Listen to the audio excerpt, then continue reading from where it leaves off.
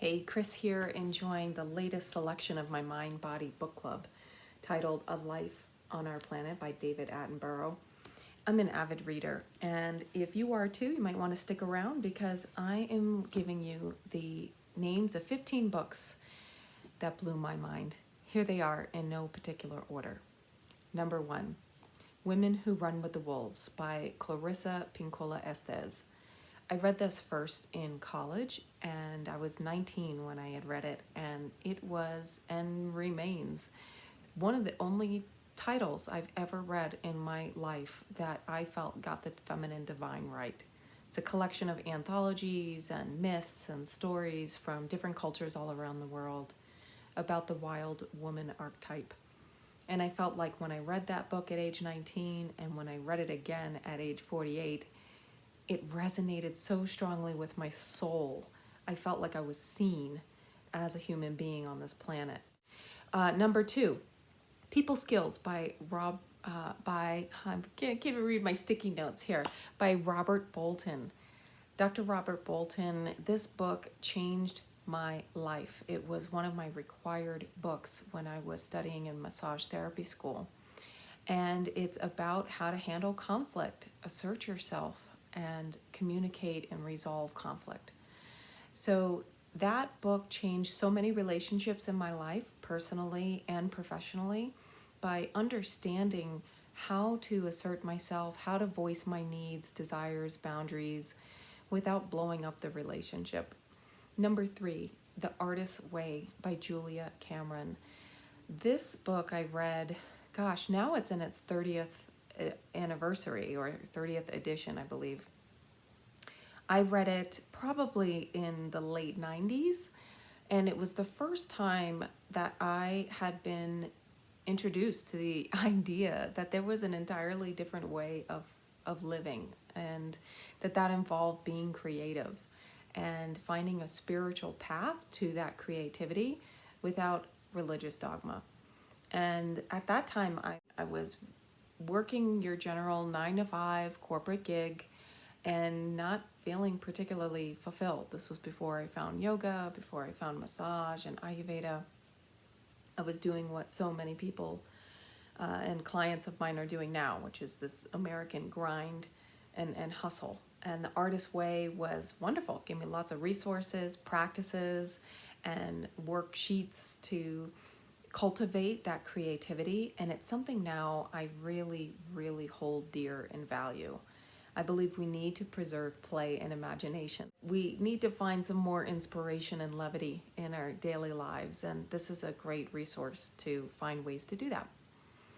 Another book I read in college was called Rereading America, Cultural Context for Critical Thinking. This was written by Gary Colombo and several others, and it was and remains still, I believe, required reading for everybody. I think we have become so polarized, the world becomes more volatile and chaotic, that if we don't really start to build stronger skill sets with regard to critical thinking and how to take our experiences in the cultural context and history of America, we're just not going to grow. Next one, The Heart of Yoga by TKV Desikachar. This I read in my very first yoga teacher training with O2 Yoga in Somerville, Mass. And I like this book because it was such a wonderful resource for someone building a personal yoga practice that maybe didn't know a lot about yoga or wasn't already coming from a yogic background or spiritual background. It was very approachable, very accessible, and pretty common sense. And I think that remains applicable today in our modern mainstream culture. Another book was Becoming by Michelle Obama. I am fascinated by this woman, and I loved reading her story and coming from adversity, being a woman of color. It really resonated with me how she can combine her candor and her real world experience with care and be a great example of leadership across the globe for men and women. Bel Canto by Ann Patchett. blew my mind. That was the first book I read in my very first book club about 15 years ago. And it's a fictional story based on a real life account of of a hostage situation in Peru, of some political diplomats and the guerrillas that had come in and taken over this diplomatic party. It did happen, I believe, in the late 80s. I could be wrong in that. But it was a fictional account, and I loved it because of all the different countries that were represented in the story and how the relationship between the captors and the captives evolved beyond this political force, and it really demonstrated the humanity and the connection that we can have with one another around the world, even if we don't speak the same language. The Red Tent by Anita Diamond. This was just a gorgeous book and completely reframed my view or my idea in my mind of what it would have been like to be a woman during biblical times. This is a story of one of Jacob's wives and her life story, and connecting that with womanhood and women's role in society and their menstrual cycles, and how culturally that helps kind of categorize women. It was just fascinating, blew my mind, and I'm sure you've heard about it. Another book, Braiding Sweetgrass by Robin Wall Kimmerer. This was a wonderful, wonderful resource in blending in indigenous wisdom of Native Americans with plant wisdom and modern science. And I just thought she wrote the book in such a beautiful way that reminded me of my own relationships with Mother Earth and with my own biological mother, and how we can use that feminine divine energy to heal ourselves and heal the world. Another title, Dancing is the Best Medicine. This one I read recently. This is by Julia Christensen and Dong-Seung Chung, two neuroscientists who love dancing. And they break down the neuroscience of dancing, why we feel so good when we do it, and why it really is good for brain, body, and soul. And they tell it in a non-sciencey way. They tell it by giving examples of a weekend they spent at a conference together and how they were observing and applying this science of dance with groups and all of the neuroscience that goes with it. So definitely check that one out. Is Wintering by Catherine May. The power of rest and retreat in difficult times. And it wasn't like I had assumed it would be from the title. It wasn't a how-to. It was a beautiful, poetic collection of stories that showed her reflection of how winter is not just a season, but wintering can be a verb, a skill set, something that we do that can apply to any time of year, any stage of life, and how to utilize times of scant resources to focus on the essential, to bring energy levels back through deep rest and replenishment, and start planting the seeds to come to fruition in the spring. Another book is The Atlas of the Heart by one of my sheroes, Brene Brown. I've read all of her books. They're all amazing. They all blew my mind. I really like her series on leadership, Dare to Lead, and others.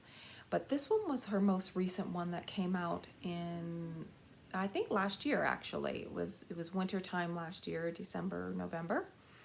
And this is a wonderful collection and codification of human emotions beyond the happy, sad, angry, tired, and gives you a real library of vocabulary of what various emotions are and why they're important for us to be able to correctly identify them.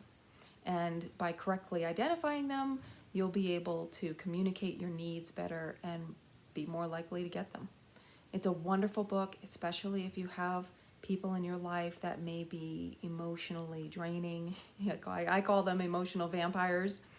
And also just to help navigate maybe some of your own feelings that might be confused with others and not really give the full scope and spectrum of your human experience. Another book I loved, which I read ages ago, Water for Elephants by Sarah Gruen. I love adventure. I love the circus arts. I love colorful characters and outliers and outsiders and mavericks. That's who I identify with. And I really love this story and how it illustrates these beautiful characters and the relationships that they have with these creatures. Next book, The Spirit Catches You and You Fall Down by Anne Fadiman. This is a much more heavy book. I read this when I was pursuing medical school in Boston, Mass. And it was a sad but enlightening education for me around this particular case of a Hmong child, her American doctors, and the clash between their cultures while treating her epilepsy. And it is something that I think every health professional should read, and keeping us very informed about how different cultures impact people's choices. Obviously, is where we get a lot of our values from, and how we can create an increasingly integrative healthcare model globally by better understanding other cultures and being more adaptable in our approach and respect to them. Another book is The Alchemist by Paulo Coelho. The Alchemy Club is my baby and is my main body of work now. It is where me and my members spend a year really buckling down on 10 habits of anti-inflammation and reducing risk for autoimmune disease. And it's where we remain mobile and pain-free for decades to come. And so The Alchemist really explains how I feel about life, how I think we are truly alchemists in our lives, and we're alchemists in our physical bodies and can literally self-heal and change and morph and shapeshift into what we want and need. And finally, The Immortal Life of Henrietta Lacks by Rebecca Skloot. Another book that I read when I was kind of really focused on getting into medical school. This is a wonderful story that I believe the Oprah Winfrey Network made a film about, where, it's the historical recounting, nonfiction, of this woman, Henrietta Lacks, who had cancer, and in her treatment, some of her cells were taken without permission and used to eventually create a multi-million-dollar medical industry.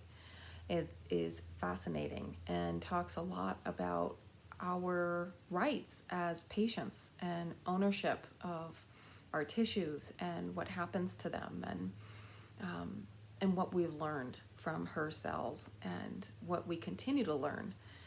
So that's it. Those are 15 books that blew my mind. I have many more, but we could be here forever. And I just wanted to start sharing more of my life with you and how I think, authors that have left impressions on my mind, in my heart, on my soul, and that I believe make me a smarter and better person. So get your library card and flex it.